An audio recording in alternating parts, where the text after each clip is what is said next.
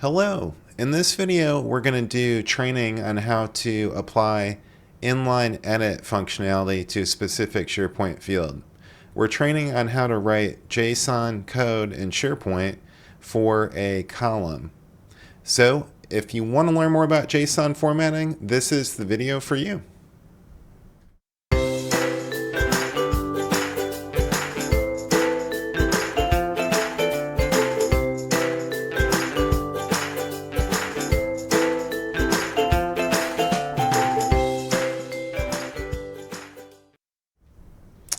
I'm in the training site, which is linked in the description of the video. You should pull that up and follow along. In the training we'll do in this video, we're going to be doing inline edit. This allows you to unlock inline edit mode on a field by field basis. So in SharePoint, I've created my SharePoint list called projects, and I'm going to apply this to a text field I created called notes. So you should go ahead and add that on your practice list. Just a simple text field, you can call it notes, or you can do whatever field you want, and that's what we'll use to apply our template. As with all our training covered in this series, you should check out the introduction first and look at the prerequisites and resources. This is described in the video that was done previous on doing choice background colors. So let's go ahead and jump into our training. This can be applied to text field, number field, date, choice, person, or lookup. Those are your options for inline edit. And depending on which you pick, there's a slight difference in the code. We'll get into that in a moment.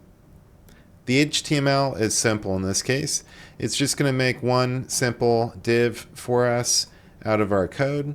And we'll start by the standard header for a column formatting template.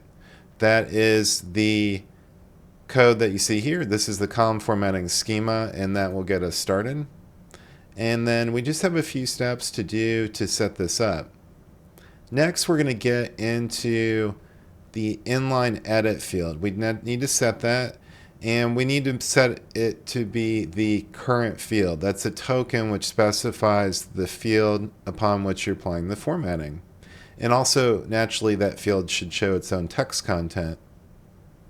If we're doing a person field or lookup field, it's slightly different. We're not going to cover that in this training, but your current field reference is going to have a secondary specification, dot title or dot lookup value, but we're just doing text in this case, so we won't need to do that.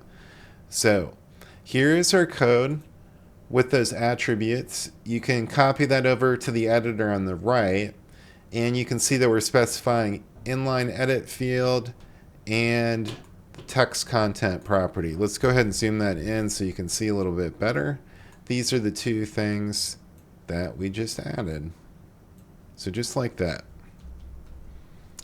All right, now we need a little bit more. In fact, this is the last step, and this is where we're applying CSS styling, and we need to set a style node and put in the properties so that this is going to look nice. So we're going to use the display property flex, and then we need to set the width and add styling for the border and an inline edit border color. We need padding. We want a pointer so people can see that they're able to click into this field, and then a left margin. So we have a whole series of CSS attributes that we need to apply. And then once we've set all that, we can copy that to the editor, and then we can apply that. One note, this should say slightly narrower. I will update my training content so that it includes that, but otherwise everything is exactly as shown. And I'm going to apply this on my notes field. To apply the column formatting, I just go to the column header, go to column settings, format this column, and then I will go to advanced mode, select all, paste, and save. Okay, you can see it looks slightly different, so we know it applied. So now when I hover over this column, notice I have a pointer and I have that green border that's specified in our code, and that helps the user know, oh, I can just click into this and edit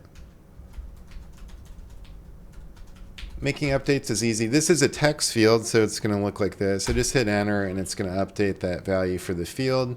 And I can roll down here and do other ones as well.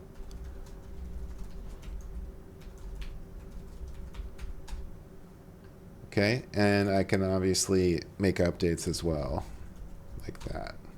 That's all there is. It's a very simple concept. As mentioned in the training, you can use this formatting on all kinds of different fields. Those are listed in the training content. So just check that out, and you can try this for text number, date, choice, person, or lookup.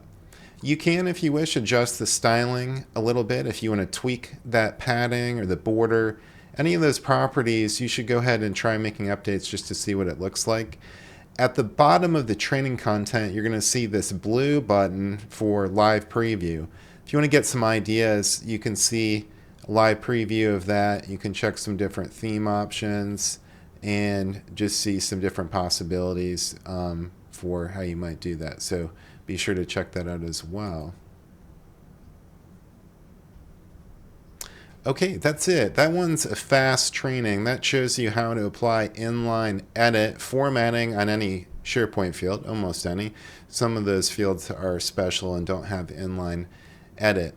So you should be able to follow those steps in the site, linked in the description below, and you can just copy that code into your site and then make adjustments to interact with it to better understand how it works.